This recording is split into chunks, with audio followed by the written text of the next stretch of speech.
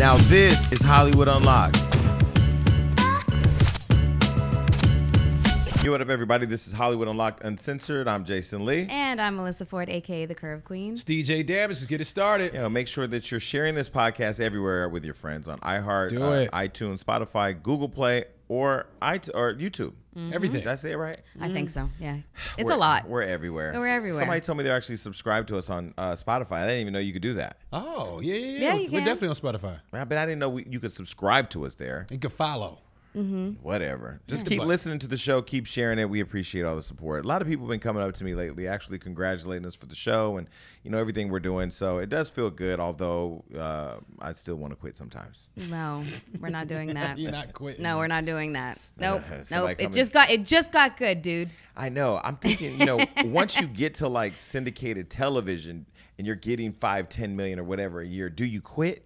Hell no. No. You rack it up. I don't think money equates to happiness, though. Like, No, I know, of course not. Like, I've had a lot of money and I've had a lot of no money, and I've felt sad on both occasions. Yeah, I think that people think that money can buy you happiness, but all that money does is enhance who you are. Like if you're an asshole, money enhances that. If you're a giving person, money enhances that. But, I tell you, it's definitely convenient, though. Yeah. Having some money. Yeah. Trust me, when a bill rolls in, you want to be able to just throw some money at it. Yeah. And when you ain't got it, you feel it. Yeah, you do. But I will say, people just have to learn how to take care of themselves a little better. I'm still learning. It's an ongoing process of self-care. Self-love is also an ongoing process. You just got your meal delivery recently. Chef Amir is back in the fold. Yeah. We're going into our second week. Learning plant-based is a whole other thing. It's not really the food, because the food that she cooks is really good, but it's when you travel. So this weekend I'm going to Atlanta to the BET Hip Hop Awards. Oh, man, Atlanta don't have a lot of... Go to Slutty Vegan. What is that? Isn't it the greatest name ever? I've never heard of it. Okay, so it started off as a food truck. Sounds bomb. And literally people found out about it, and like the lines would be like they would run out of food every single time that they posted their, where they would be, where the food truck would be posted, to the point where they now have a brick and mortar actual shop. And the creator, the owner of it, I believe, is being inundated with requests to franchise because people are. Well, I would assume to fuck too if she's a slut. Well, no, it's Slutty it's like Vegan. like Slutty Vegan. Like the names of the burgers is like, I don't know, like a what sloppy toppy. Hey. That's one of the names of the burgers. Tramp burger, right? But apparently, people are like going insane for them in Atlanta, and I'll be there for 2 days. Maybe I'll check it out.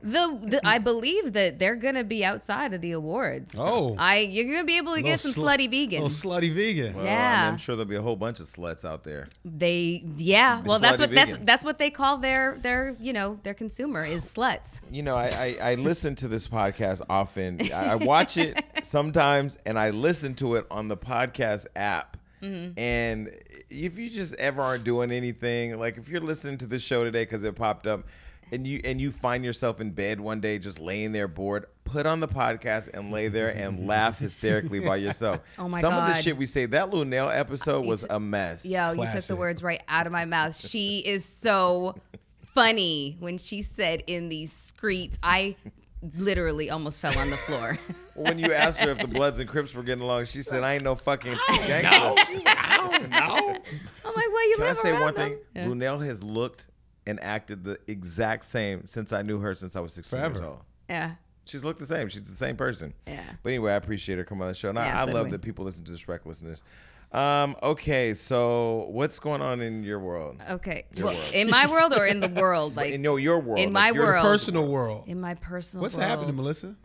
Uh, Why you back up like that? I don't know. I'm just trying to keep. I'm putting together like a new, Project. a new project that's gonna be for Bang. you guys. But until I have, like I said, all the T's crossed and the I's dotted and stuff, I want to sit down and talk to you about, proper rollout and whatnot. But we'll make the announcement like in about a week or two. That's just basically it. That's your whole life? I'm basically giving birth, to a new baby. For real. That's what's happening in my life. I ain't going to be in the delivery room, but I'm going to be outside cheering you on. No, you're going to be in the delivery room at the launch party. That's going to be the delivery room. You're going to be there. There we go. Okay. What about you? Look, I need your advice. Yes.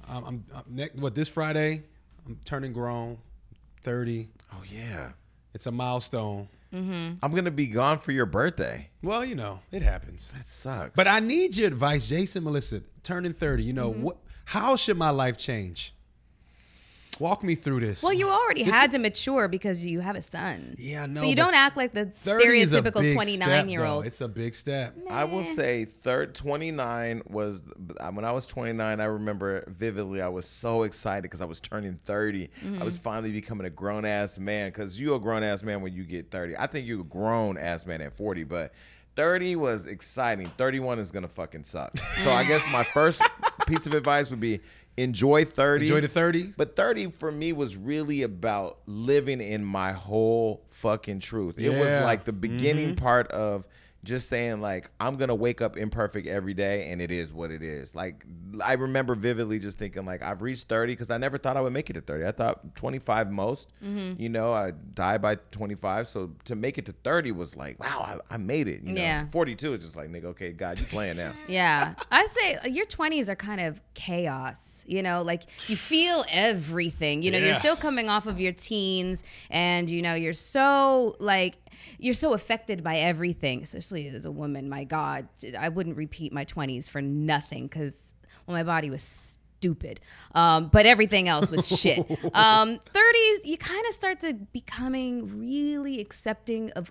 who you are. Like this is it. You know, you can improve upon yourself, but like you really come to terms with a sense of grounding. Like, this is it. But I also this feel is who like I am. I feel like you're also very polished at 30. I wasn't this polished at 30. 29, I was it's the kid thing. I will never forget in my 20s. No, it's a lot of niggas with kids that's not polished. I will never forget in my 20s fucking behind a club on a cardboard box.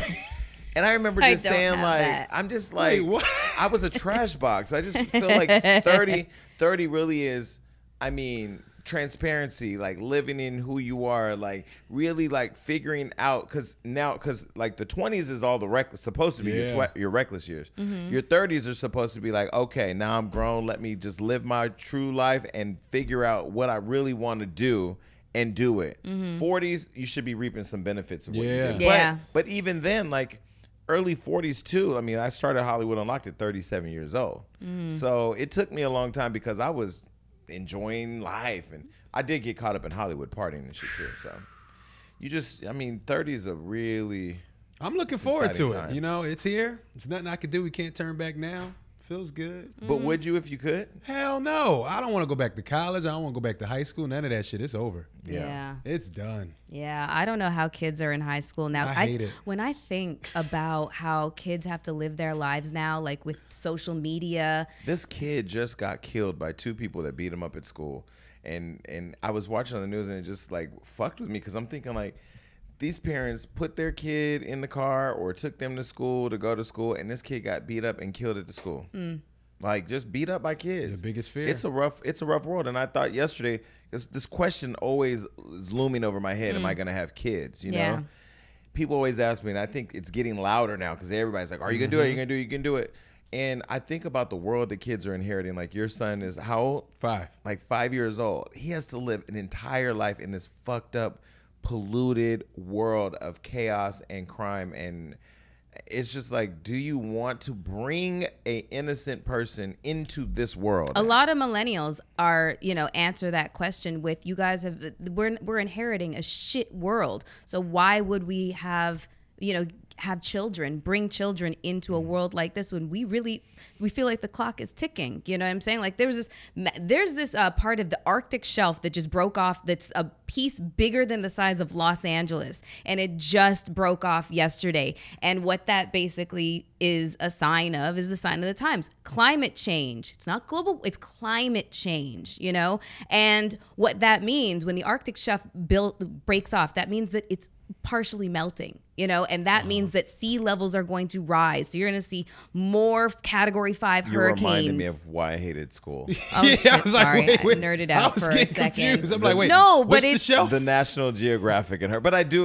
No, it's important. Because I think when people in New York say, oh, we've had an extra hot summer, like, y'all don't realize I want to say global warming, but climate change is real. It's hot. It's like crazy. 100 degrees with humidity in New York right now. It ain't that here in California. So things are like flipped upside down. But do you ever think about the world that your kid's going to inherit? Never. You don't? Never. Because, you know, as much as it's bad, it's good, too. It's really a balance, man. If you look at life that way, it's always going to be fucked up. Do you believe that? Yeah, I feel like when I came into this world, my shit was fucked up. And in the 90s, where they're locking up everybody, my uncles, my cousins was getting locked up left and right. It was never really better. So it's like at this point, if you decide to look at that, it will always seem like something bad is going on. Yeah, I mean, I guess you can wake up every day and say, because I'm alive, the glass is half full instead of half empty. But like this week, I was at one of our favorite places. I'm not going to put them on blast, having a good time. And like they were trying to break down the door to get in. And I already felt like it was a little too rowdy, especially not having security or just, you know what I mean? But you try to be like, I don't need security, just go hang out.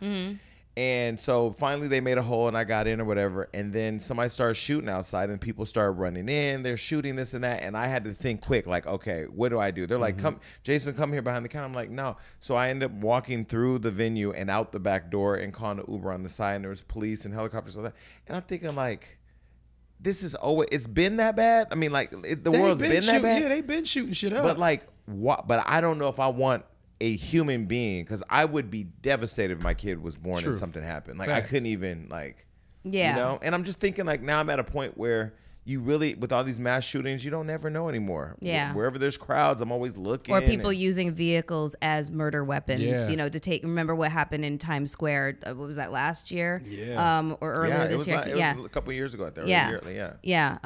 It's like, I don't know. It's scary. I'd be scared. That's what I constantly think about when it comes to having kids is give birth to something that is going to have my whole entire heart and put them, you know, when I let them go to school, I'm going to constantly be agitated and anxious. Like, is one of their classmates going to like take my child out? You know, these are real concerns. Or even sicker, is your child going to be the one that's going to take somebody else out? You know what? Crazy. There's a movie. that. There's a movie called We Need to Talk About Kevin. And if y'all want to watch some fucked up shit, watch that movie. It's called We Need to Talk About Kevin. So what is this on? And it iTunes or you know, something like that. You could definitely find it in iTunes. Kevin was clearly white.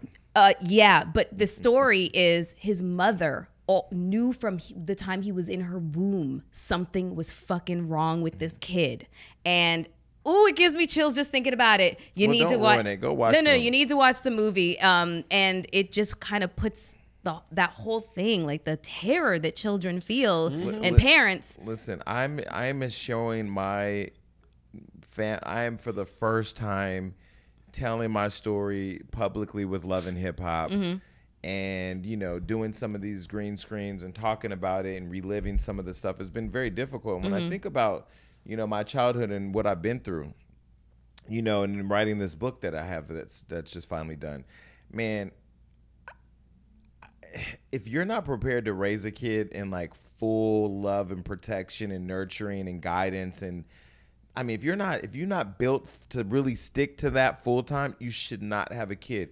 There's so many people out here that I feel treat their kids like ornaments, you know, like I'm gonna dress it up. I'm gonna have it roll with me. For sure. I'm gonna make it look good. And but that Instagram daddy shit, like a kid needs to have their parents. And I just, you know, sometimes I'm really grateful to God that like I was able to make it out as sane as I am. I'm crazy. I got a tick, but as far as like, I got a tick. But to really be in my sound mind, to think about how many people that I've seen get murdered, like to watch a person breathe their last breath. There's kids out here all over the world who, and in our country, which is crazy to think about America, who are on the streets witnessing that kind of shit. And I don't know if it's a place that I want to bring a kid to. Yeah. No, I mean, look, it's definitely something you need to think about, but a lot of people don't have the opportunity of choosing, you know? So I think even that's dope that you are at a point where you can decide, because a lot of people have to have kids and it's just out of their control. Wait, what? How? What do you mean, how? What are you Meaning talking they don't about? have access to get an abortion, but everybody has a control over putting a penis in them. I mean, at the end of the day, yeah, you might not have money for abortion or your family might be against it. There's a lot of factors that causes people to have children, and maybe they don't want to, but you know, it is what it is. When you have your child, you got to look at the brighter side of things. I actually never looked at how scary the world is. Really? To be honest, I don't even see it like that because I look at all the opportunities my son has with the internet and things that's going on that I didn't have when I was growing up. There's a lot of, as much as it's fucked up, there's a lot of good things to balance it out. That's just how If I had a kid, I'd want to wrap it in bubble wrap every single day and let it live in a bubble, just like terrified of the world. And I think if I had a kid, it would make me soft, and I ain't ready for that. Like, I like having this Teflon, you know, of a skin. I would have my kid all day. My kid would literally have to be with me all day long. Where you at? And then there are going to be times I'm going to be like, you know, why are you here? I mean, but I don't know what age that happens at. I would assume like 5. Like, nigga, you still here? My son closed the door on me now. He goes in the room and closes the. See, that's the thing. And I came up independent, and my son's independent. I don't have those fears, man. It's like maybe because I have a little boy too. It's like, man, go. You're not wondering what he's doing. And I think about how mean I was to my mother. Like, we had such a rough relationship that I can't imagine you carrying a kid for 9 months, or having, you know, somebody you're with carry the kid for 9 months, and then birth the kid, and then the kid grow up to reject you. Yeah, that's what they do. Like, that is fucking crazy. They talk like, shit to you. Now I remember why she was so emotionally fucked up, because just like there was no connection, and I couldn't even imagine how that would feel. Like, your kid doesn't even want to be around you. Or it's called being a teenager. Daddy, don't do that. That's not cool. Yeah, like, shut up. I wouldn't They say it's talk being back. a teenager. Yeah, it is. Well, no, I wouldn't necessarily say it's just being a teenager. Sometimes parents and children just don't have a connection. How are you and your mom? We're not speaking. No, because I remember you guys- Example. Yeah. Yeah, we've never had a very strong connection. I've questioned whether.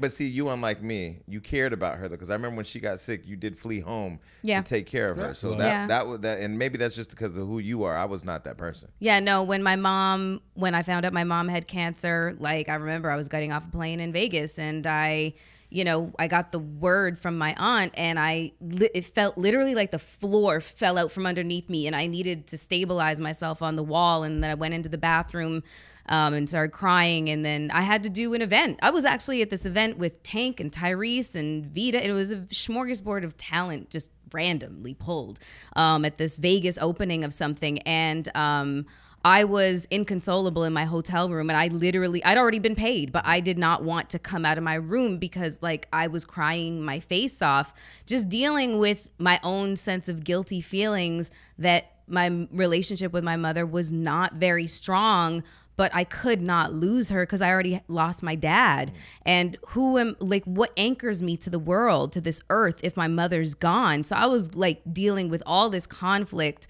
I have to credit Tank with like helping me get through that event. And then later on, we were just like eating chicken wings and drinking our faces off, because he knew I really needed that. But I run to my mom's side when she's sick. She ran to my side when my accident happened.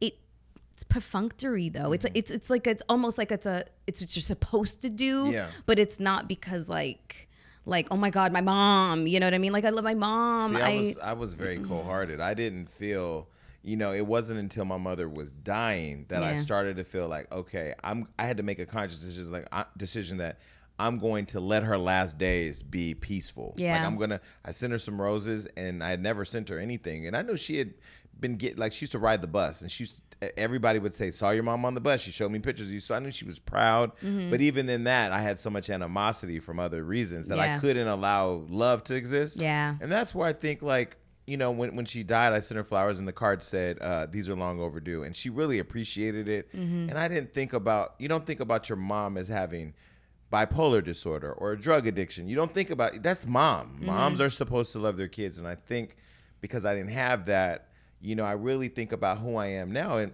writing this book, I mean, it's a lot of self-revelation where you got to deal with your own shit. Now it's on paper, and thinking about, like, my brother's death made me so cold-hearted that I don't really know what it feels like to really love another person. Mm-hmm. I know what it feels like to feel in love. Mm-hmm. But even that, I kind of dice it down to, like, is that just extreme lust? But truly love a person unconditionally, like, you would have to do a kid. Yeah. Yeah. No, I'd say, you have this idea about parenting.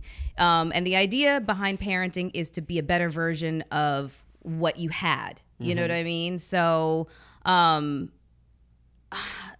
for me, I just always, my mom, my grandfather was this big Russian bear of a man, language barrier, very stoic. Her mother passed away when she was 15. There wasn't like a lot of I love yous in the household. There wasn't a lot of hugs and emotional exchange. And in response to not having received that, you would think that I wanted, as a person, she would want to do the exact opposite with her child.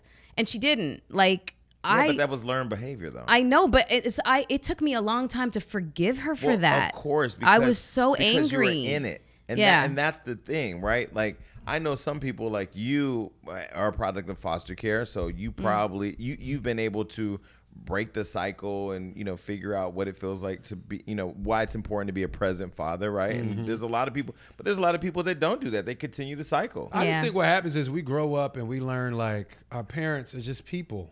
Like you say, like as you got older, you just realize like I'm thinking this is mom and dad did this and mom did this, but it's like this is a person that went through something and handled this completely wrong. And I used to have these kind of things where I had stuff against my mom and because I was adopted and I have two moms and all that type of stuff. And I was mad at people. Why did I go to boarding school? Then I just grow up and learn like there's reasons why everything happened. And you got to look at today. Like I just try to wipe everything clean. Me being grown, being older, looking at my mom and looking at her eye to eye, like I'm starting to understand what you went through. How can we move forward? Because I was holding on to a lot of pain and why you do this and why did you do that when I was 11 and 12? But it's like I'm 30 now, so it's like. Yeah. But I've also, through the agony of going through all that, why this, why that, I've created my own life now in my own world. And I said this in terms of like somebody asking me how I live now. I mean, I built a perimeter. I say it's the Hollywood Unlocked perimeter. Everything in it is Hollywood Unlocked related. It's either my team, it's somebody really, really close to me, friends I've had for over 20 something years. But I do feel like it is really hard to break those traits. And they might never break, but I think it's just being open and understanding. Like what you said, when your mother was about to pass, you were open and understanding. I'm sending flowers. You made no. I was open and understanding because I realized the forgiveness was what she needed to have to pass on. She died right after, like literally the next day, and I think she needed that.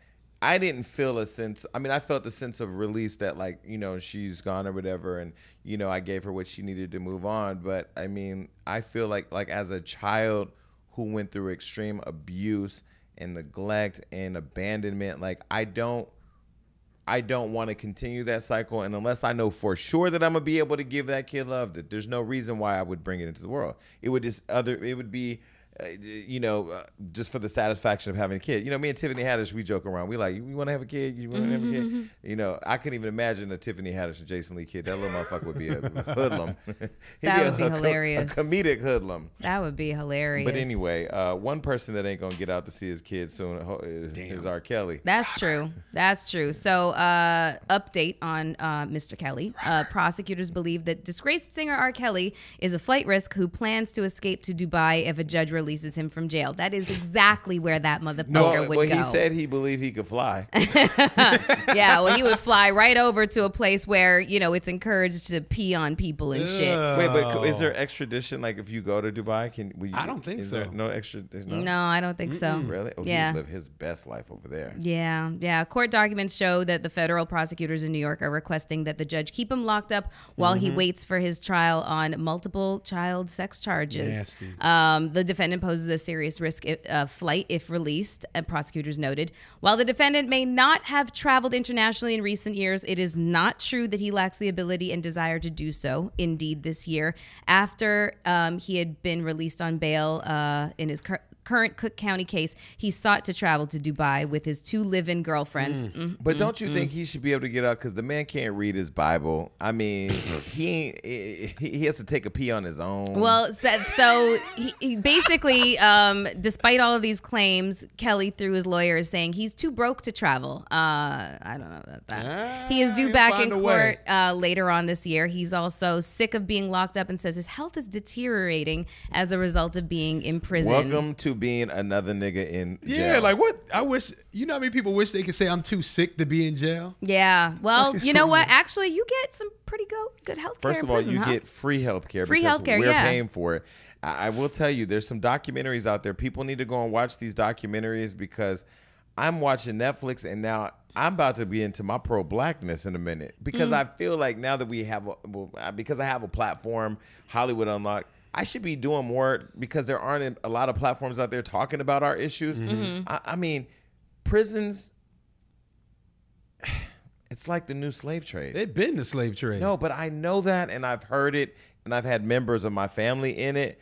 But now I'm just kind of like, damn, it's really bad. And I don't feel bad for this nigga because I do feel like, because I do feel like the prisons are necessary. Are prisons necessary? Yeah. I mean, there are some people that should be locked up and the key thrown away. Amber Geyer? Yeah. For all who don't know, that is the now ex-cop from Dallas who shot the the black man in his own apartment, claiming that she did not realize she was in the wrong apartment. Watching TV. She was sexting another cop who was married while she was walking into another man's house and then shot him because he startled her for being startled that she was in his house. Yeah, and there was several indications that she was not in the right, not even on the right floor, not even just the wrong apartment. She wasn't on the right floor. There's things that she has outside of her apartment door that he doesn't have. The number on the door, the number of the floor that she's on. All of these things were clearly furniture. Maybe when you first walked in, like, oh shit, this is not my house. You don't walk in your house and have a smell. I have a smell in my house. Yeah. Nope, don't live here. Yeah, mine is weed. So yeah, but now, the reason I bring her up is because I wouldn't be mad if she pissed on him and if he shot her. Okay, well, that's not going to happen now. She has been convicted. That is the newest update. But by a black judge. By a black judge, but she was only given 10 years, which was really interesting to me. And the judge also gave the jury the ability to consider sudden passion as a defense, which is basically it wasn't the stand your ground law. It was a sudden passion defense, which drastically lowers the amount of sentencing time. You know who they should have gave her? Meek Mill's judge. Oh, yeah, they should have. Her black ass would have threw everything at her. Yeah, but this judge didn't. Sudden passion. But as far as R. Kelly goes, do you think R. Kelly should get out? No. And do what? Listen, where there's smoke, there's fire, okay? Like, the bottom line is whether you believe it or not, there's just too much of a consistent, track record with him. And he's been a predator on the loose for decades. Now, I got some tea on him that nobody knows. Do tell. So you remember when him and Jay-Z did the double album? Yeah, Best of Both Worlds. And remember Jay-Z canceled the tour because he didn't go on tour with him? Yeah, because Robert was driving him crazy. No, it's because he saw Robert pissing on bitches. Oh. No, it's not true. I just made that up.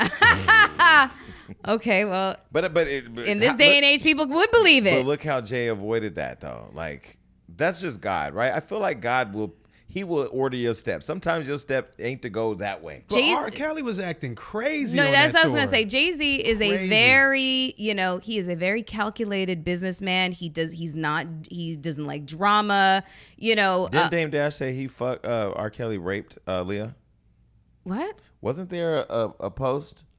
There was something I saw online where he said something about him raping Aaliyah. Allegedly. He said what I did. Well, I mean, at the age she was, it technically was statutory rape. Because Dame was messing with Aaliyah. Yeah, they were together. That was his girl. Yeah, that was his girl. And he was saying the stuff he has heard, he doesn't even want to speak on the situation. Right. That's how serious it was to her. Yeah. So I guess it does allude to.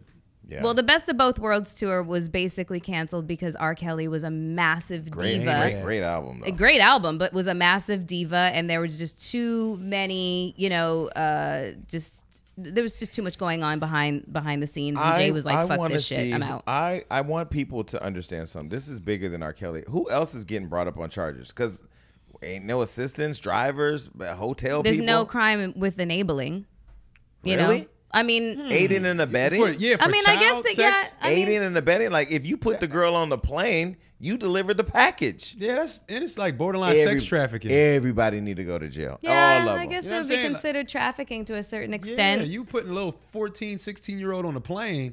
But some of these girls have just been so like brainwashed. Like, it's kind of unbelievable. But anyway, so R. Kelly's going to stay his motherfucking ass in jail. Well, another person who is in jail is Stacey Dash. Yeah, she is. Okay, so Stacey Dash was recently arrested for domestic violence. Can't hold a black woman down. Can't hold a black woman down. But this is a black woman who apparently is considers herself white. White. Okay, so she was registered. She stated she was white when she got booked. But you can't do that. It's not like a driver's license. Like, you know, the cops, like when they take, you know, when they, you know, start filling out the report and it says, you know, age and eye color and, you know, whatever else. But you can't identify as another race? I don't recall them fucking asking. You know what I mean? Like, I've been arrested a couple of times. I don't remember them asking me. So what did she go to jail for? What happened? Okay, so what had happened? It's been reported that Stacey Dash has put the pause on her new boo, her fourth husband, following an argument in their Florida home. Dash says that it was self-defense after being put in a chokehold. She says his kids are conspired. Him and his kids conspired against her to have her arrested, but are lying about what happened. She was taken into custody where she was held on $500 bail. With $500? $500 bail. Reread that. She Is was it 500 or 500,000? $500. She didn't have no money to get out. So the Clueless star just filed legal docs claiming that she is indigent, meaning she doesn't have enough money to hire a private lawyer. And she's asking to be repped by a public defender in her domestic violence case. I'd rep her. Yeah. Would you? Oh yeah. You think she's innocent? I didn't say that. Well, I would come in. I would just cut a deal to lock her up for a long time. Well, the judge is asking that Stacey provide proof showing that she is financially in need. I mean, the girl hasn't worked in a long time. She probably is struggling. She's probably. What is struggling. her source of income? She's a Republican, so I thought Fox News correspondent. But I thought being contributor. I thought being a Republican meant that you fell under a certain tax bracket, so therefore you have money. No. Nah. No. A lot of people in Middle America are Republicans, and they ain't rich. A lot of them. So it's the belief. I mean, I guess she just sold her soul for cheap. Well, where is Donald Trump? Can he pardon her because she had his back? She ride or die. Well, he's got his own fucking set of issues, like you know, impeachment and shit like that. So he ain't worried about this bitch over here. And Nancy Pelosi ain't coming to get her white sister out. Listen, girl, you sold your soul for a dime. The sad part is that everybody online is extremely happy that she's in jail. Like nobody cares. That's the part that kind of is just painful to think about because you know, like I don't think a lot of people like me online. I mean, I have fans, but not a lot. You know, whatever. I think if something bad was happening to me, people would be happy. Why are we happy when these stars? This is a star who was a part of something important in our culture. Clueless. And the bell is only $500. Ain't nobody sad for her. No. Well, what's her Cash App? I'll send her $500. She just was such a hateful fucking cunt. Bitch. Yeah. Wait, is bitch over cunt? Or is cunt over? No, cunt's worse. Cunt's like the worst thing. Yeah, like you got it. Like nasty. that's like spitting on somebody. Like Really? you spit the word cunt out. Do you know who's a cunt? It's just evil, huh? You know who's a cunt? I don't know if did I say that Nicole Scherzinger was a cunt? No, what happened I don't with her? think so. Have I talked about that on the show yet? What'd she do? So shit. at Fashion Week. Recently? You know, Fashion Week. I talked about this somewhere. I thought I did. I don't know where I did, but you know how people when you go to take a picture, they be like, Melissa, damage, and you don't want to take a picture with damage. You weren't thinking of taking a picture with damage, but now there's people yelling. It's fast. They throw you together for photo ops. Yeah. So I'm backstage at Jeremy Scott's show. I'm going to say hello to Jeremy. He gave us front row seats, which I guess is a big thing at Fashion Week. So I was grateful the nigga didn't have to stand in the back or hide. So I'm going to speak to him. And so I'm standing next to Nicole Scherzinger, and they're like, Jason Nicole. So I'm like, okay. I didn't really recognize her because she doesn't look as young as she used to. She doesn't. Damn. I mean, you know, everybody was like, Nicole Scherzinger, bad bitch. I would definitely say, and this is not shade at all, she looks different in person. That's not to say better or worse. She just looks different in person. She doesn't have like the sex appeal. She's a normal aging older white woman. So I'm standing next to her like, Nicole Jason. So I'm like, okay. So I put my arm around her and she's like, I don't hug people. You don't hug people. I don't hug people. I don't even let people put their arm around me. But I felt the pressure of us like getting together. And, it's always weird how you going to pose. Like, I'm not you. I don't know what to pose. Hands are always big and just hanging around. So I'm like, okay, cool. And she was like, I don't want people, your arm around me. I don't hug people. Okay. I wanted to say, bitch, you stole the Pussycat Dolls. If you really want to know, Elise Neal was on the show. We know that she was the original Pussycat Doll, but you didn't like her black ass. You stole her shit. Actually, the song that made them famous. The group. No, but besides that, the song that made them famous, Don't Ya? Tori Alamaze or something like that was the original singer. Oh, really? Yeah, So and her version is lip-singing? way. I'm butchering her name. Whoa. But that Tori Alamaze or something like that was the original singer. Her version was way fucking better than the Pussycat Dolls. I'm gonna remake it right now. Don't you ever say that shit to me again. Yeah, well, Don't you ever say that again. What's the girl name? Maybe she's a germaphobe. What's her name again? Nicole Scherzinger. Nicole Scherzinger. Nicole Scherzinger. So I just saw her the other day, and I bring her up. I don't even know why I brought her up. We were talking about cunts. After 100-something episodes of a show, it's like, what else are you going to talk about? Oh, yeah, the cunt. So this week, I ran into Evan Ross. Let me preface this by saying Evan is family. I fuck with Evan. I am Diana Ross's foster kid who never made it to the house. I fuck with Evan Ross, period. Because I want to make sure it's not a run-on sentence. He came to a party I was at this week with Macy Gray, Nicole Scherzinger, Ashley Simpson Ross, and Lena Waithe. That's a different kind of lineup. That's a good group of people. That's a different lineup. So I ran into Evan, and Evan was like, come over here with us. But I was at I almost said a normal person's party. I was at... Ooh, I done got Hollywood as fuck, huh? I was at a party with the people. I was with the people. You know what I'm saying? I went to a party with the people because I wanted to just do some normal shit. Like, I didn't want to do no Hollywood shit. I wanted to just go do some normal shit. So I went to this block party. Shout out to B-Hen. Get in the party. And Evan rolls through with all these celebrities. So he's like, yo, come over with us. And I was like, nah, I'm going to stay over here with the people. And it wasn't no shade to him. It was just like, Macy doesn't know me, so we hosted an event together. So I'm not about to do the whole, hey, Macy, And then the cunt was standing right there, so I didn't want to like look at her and be like, bitch. And then Lena Waithe was there, and Lena's like good energy, you know everything. I hugged Ashley, I said hi to Evan, and I fell back. That's okay, right? Yeah, sometimes you just don't want to fucking rub shoulders and do the, that's why I'm always home.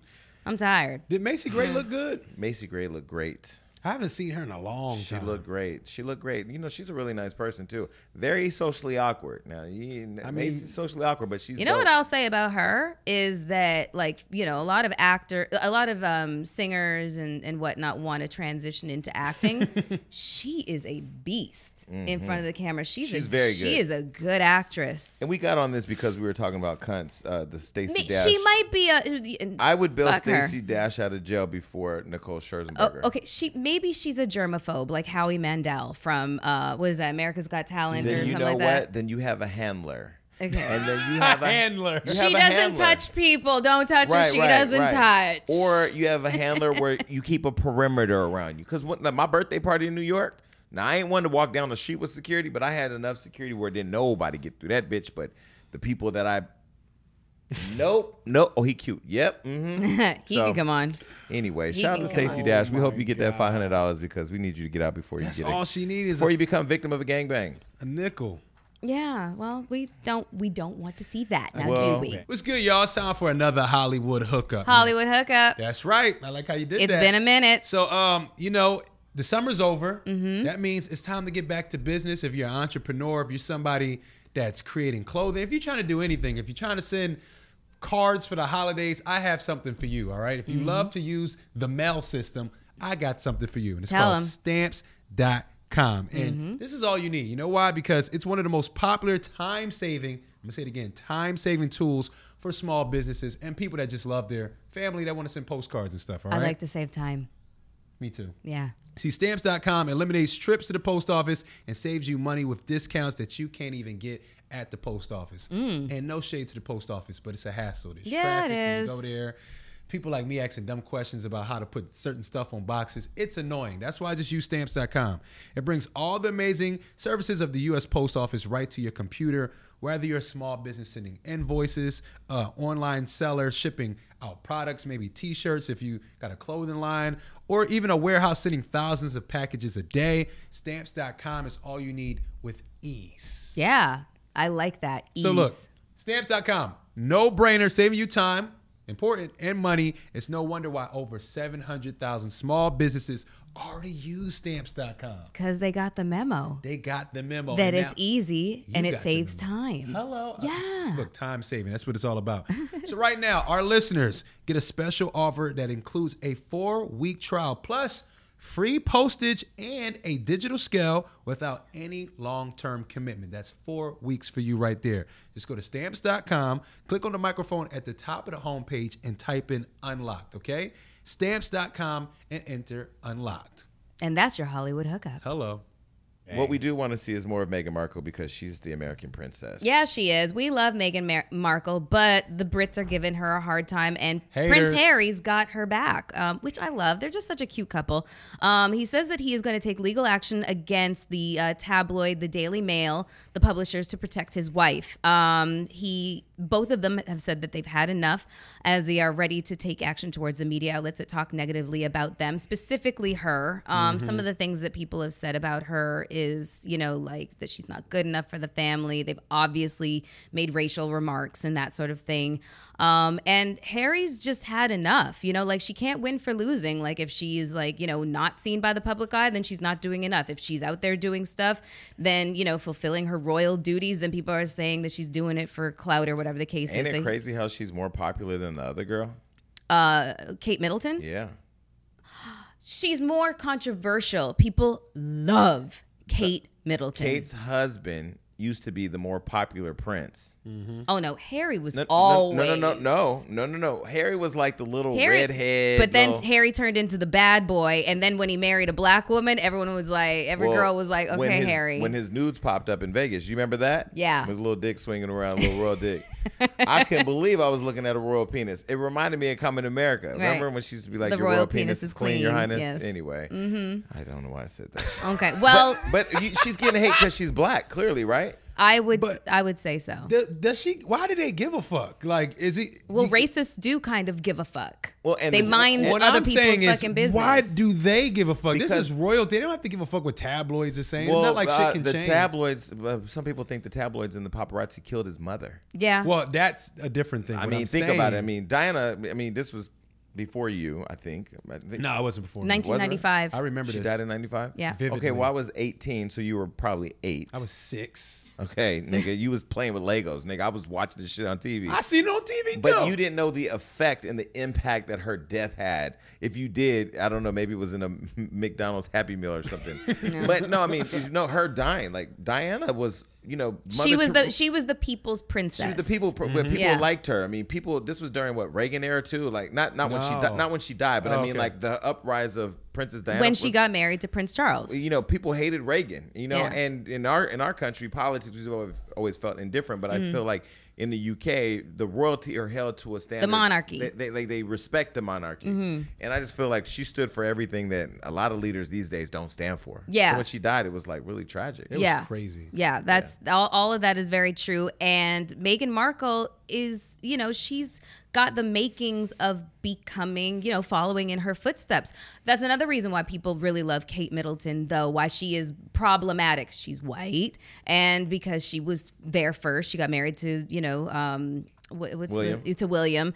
And she's, she's philanthropic and she's kind and she's got all this stuff. With Meghan, as far as I'm concerned, the racial tinge, like that's really what the problem is. So Harry went on to write a statement. Unfortunately, my wife has become one of the latest victims of British tabloid press that wages campaigns against individuals with no thought to the consequences. A ruthless campaign that has escalated over the past year throughout her pregnancy and while raising our newborn son. There is a human cost to this relentless propaganda. Princess Di, specifically when it is knowingly false and malicious. And though we have continued to put on a brave face, as so many of you can relate to, I cannot begin to describe how painful it has been, because there's been so much speculation that Kate Middleton and her hate each other. These kinds of things cause strife, real life strife in personal relationships with people. Well, think about it too. Said the queen hates her. As a princess or a prince, I would assume you have to be proper at all times. You're Yeah. followed by everybody. Every single thing you do is scrutinized. Annoying. So, I mean, I could understand the pressure that she's probably under. I would never be good at it. Being a prince, definitely would be good at being a princess. You know what other princess? You know who you'd be? You'd be Fergie. Fergie did not we do ain't talking well. About, we ain't talking about Black Eyed Peas. No, She yeah. talking about the bitch that Married brought Prince Andrew. She brought disrespect to the monarchy. She That's just what no. trying to say. She Then had. she went over to Weight Watchers, so there's clearly a fat joke in here. She somewhere, had too. no. She just was not prepared. She wasn't. And she also, you know, her weight was criticized. She just was not prepared to deal with the onslaught of, you know, criticism based on the fact that she's in the public eye and you know, royalty, and she just didn't fit their standard. There's an American princess that I no longer like. Who? Erica Mena. Oh God, what happened? You know, I've always. I mean, I know what happened. Let's be clear. Erica Mena is unstable.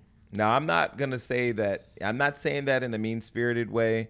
You look at her on TV. She's similar in private. I will tell you a time that I booked her at Floyd's strip club. She tried to throw a Ciroc bottle through the club. Damn. Were you there that night? Were you there? Was that the night that all of us were there? Yeah. Yes. She tried to throw a Ciroc bottle through the club. Then we had to have her escorted out, and then she was banned from coming back around the I had money no idea team. what the fuck was going Well, on. all that happened, and I still forgave her because I feel like you have too much to Ciroc to drink. She tried to fight Claudia Jordan's friend, the girl who was suing her for something else. Right. Now, I love Safari. Safari, he's been friend of the show. He loves you. He's a great guy. Safari, hands down, one of the nicest people ever. And I'm not saying this in any way to put a barrier between him and I. But, you know, we dropped the tea last week that she was having a baby with Safari, and we had confirmed it through one of our confidential sources, and that they had done a photo shoot and all that. Well, the photos just came out, and we posted the photos saying congratulations, they're beautiful. We had spilled the tea, and she was so fucking mad. She DM'd us, she threatened to sue us. She wants the pictures taken down. Oh, damn. And I'm just like, you know, like, you're literally not enjoying your pregnancy. Like,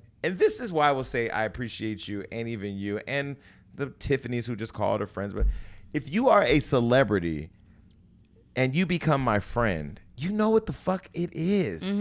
So you can either come to me and say, let's do a photo shoot and reveal my baby, or deal with it when the tea is but spilled. every other news media outlet posted the pictures too. But we I mean, I know you broke the story before the pictures came out. So that's probably You broke what the it's story before they announced But it. this, Yeah. but this is okay. But I was getting a manicure yesterday. By the way, this lady did my nails very well. I don't know her name. It said Sarah, but her name ain't Sarah. My feet were done by another girl. They ain't as good. I didn't tip her as much. But you know who was in there getting a manicure? Who? Carucci.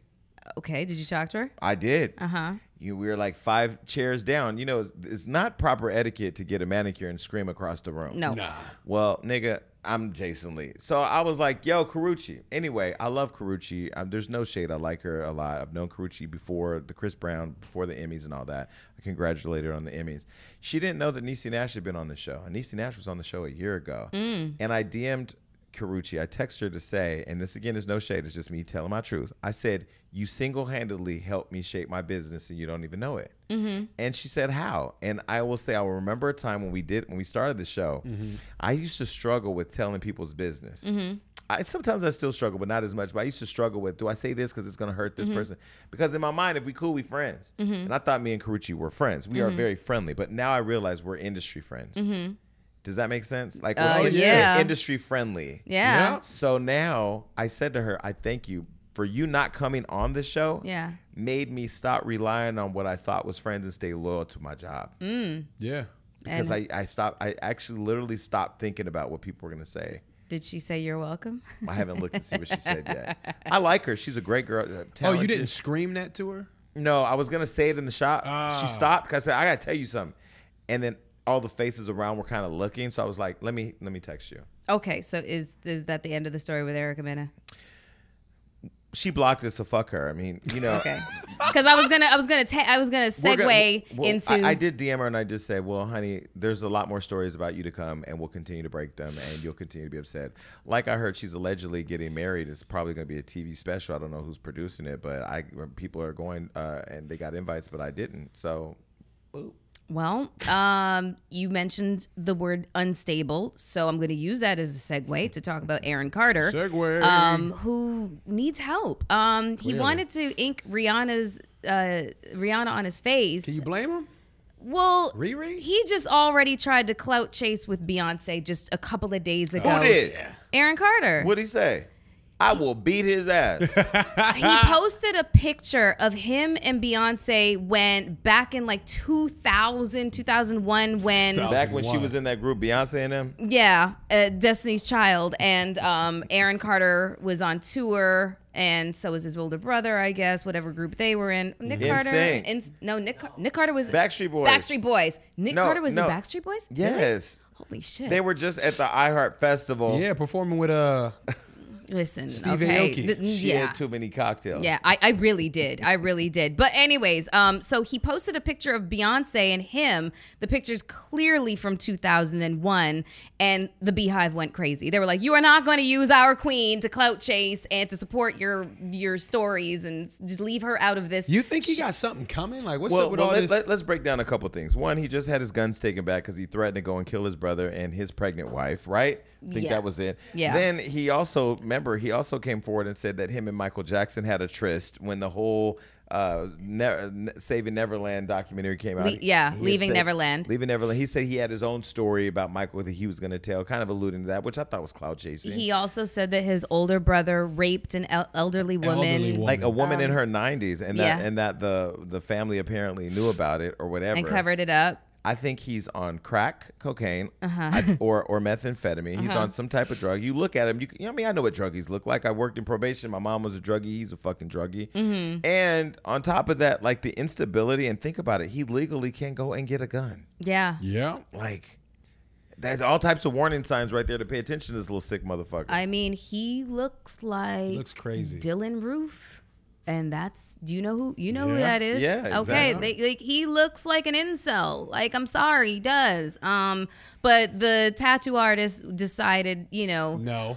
Yeah, I'm not gonna do that with the Rihanna tattoo. Not a good idea. He's like, I'm not about to be that guy. I'm not gonna be involved in this fuck shit. So he just basically that's it.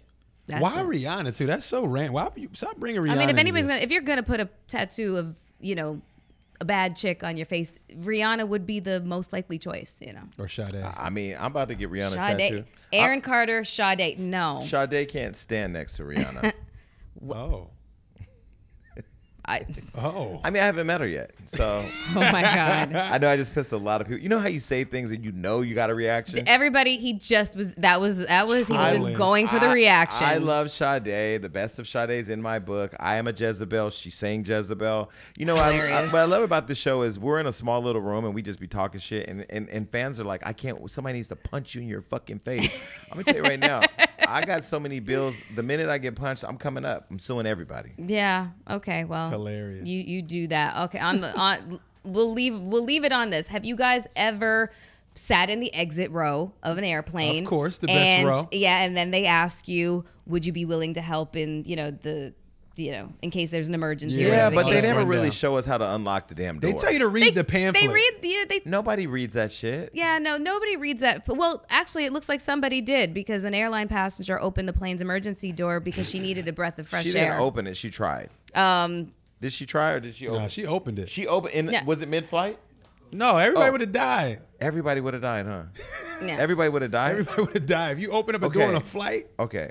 She needs to be banned from all airlines. Yeah. Because I'm telling you right now, I ain't going to lie. I judge everybody that I sit next to in an emergency exit. If you're sitting by the window in an emergency exit, now I don't care what country you come from. I ain't ignorant, because they're terrorists in this country. Yeah. They typically white people. No disrespect, Adam. Don't fuck up the editing. Okay, but I feel like I do judge, and I do feel like if you are on an airplane and you are extra rowdy and disrespectful, I will be the first person to silently pass a note and say, put them the fuck off the plane. You won't? You haven't? You haven't ever? I mean, you seem like the type of person to just roll your eyes, put glasses on, and go to sleep. But you wouldn't. I am that type of person. But No. the only time if I've been disturbed, it's usually been because somebody was letting their kid get rowdy. You wouldn't? No, I've been in a situation where some dudes is coming on doing nigga shit, screaming, yelling, partying. And On the plane? It was Spirit, and you were coming from Miami, wasn't right? even nope, wasn't Okay. Spirit. It was a regular Delta flight. So they were in the back. Right. Only thing that combined us was neck pillows. So they were in the back screaming, yelling. I knew it was pissing me off, so I put my head down. I started going to sleep. But wait, screaming? They were screaming, Wait. talking to each other. Wait, in the flight? The flight didn't take off yet. It was some delay, but they're screaming, yelling, talking to each other, whatever. That I'm was like, the delay. You know how black people do some shit? You so embarrassed, you just put your head down? All the time. I did one of those. So I'm asleep. The flight attendant comes up and says, you were giving me problems when you walked on. Now, I've been asleep for like 10 minutes. Wait, Oh, no. was the flight attendant white? Of course. So they thought you was another nigga? She He thought I was she one of part of them. the group, yeah. So I'm you know, all asleep, black and people I'm in look the middle, alike. too. I'm in the middle seat, and I'm asleep. And everybody's looking around like, what are you talking about? This boy's been here asleep the whole time. And they're like, no, you the one that gave me issues, right? I'm like, no. So he's sitting there saying, like, do I have to put you off this plane? I'm like, bro, what are you talking about? So I'm like, I told the lady next to me to record this, and they couldn't believe it. Like, the white people around me just could not believe this. There is Yeah. no better feeling than white people being shocked at the wrongdoing of black people by other white They people. could Yeah. not. They was like, sir, no. They started taking up for me. They gave me extra snacks. But long story short, I hate when rowdy people are on damn plane. Can I tell you a true me in a story bad of situation. something that happened to me on a flight to London once? I was flying to London on a buddy pass. This is a mess. I know this story. But I got upgraded to first class. Do you know this story? Yeah. So I had fell asleep before we took off and woke up and didn't have my meal. And I know the rules of first class, bitch. There's a meal, there's free liquor the whole way, and comfort, right? So ding.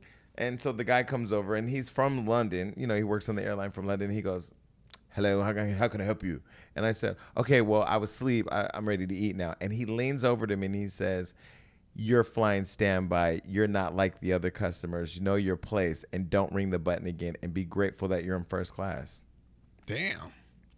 Laid Yeah. it all But out. what can you do in that Nothing. moment? Not when you're on a buddy pass. You can't do. You can't do shit. You can't do shit. I felt so punked. You were. He fucking punked you. He did. Yeah. Well. Anyways, this chick. It was caught on cell phone. The No, one the who chick tried that to open opened the up- door. Yeah. It was caught on cell phone. So you brought up Spirit. Can I just tell you, like, if you're anywhere looking for a deal, you're literally rolling the dice with your life when you get Yeah, on you Spirit are. Airlines. Yeah, you are. I got on there and there was the first 3 rows had yellow tape around them. No, they didn't. Yeah, that was the first and last time I ever been on that airline. I thought I was dying. I thought I was flew going down. Spirit back from New York. That was a wild ride. Here's the boy. thing: is Spirit is a fucking racket, okay? Because it advertises these certain prices that are like, yo, that's how much the flight is. Yo, Like, they your flight- charge you for breathing. Your flight's $39. Everything's a la carte. Yeah, everything's a Your la flight's carte. $39. By the time you check out, $692. Exactly. So it's like it's a total racket. That's why no. And then Spirit. Are you guys ever afraid the plane's gonna fall out the sky? Never. I'm always terrified. Never. Really? It's like, when do you see a big ass plane ever crash somewhere? Well, It's you so don't really ra- see it. you don't. It's so rare. It's like, yo, I see car accidents every day in real life in LA. Well, every day. don't forget that airline where the pilot was depressed and drove the motherfucker into the mountain. I mean, then you get that every once in a while. No, that's fucked up.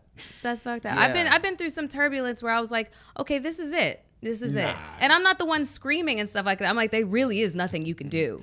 Oh, coming back from Australia, I knew we were going down. Plane was flying sideways and just shaking over, and we're over water. How does the Coast Guard get to you?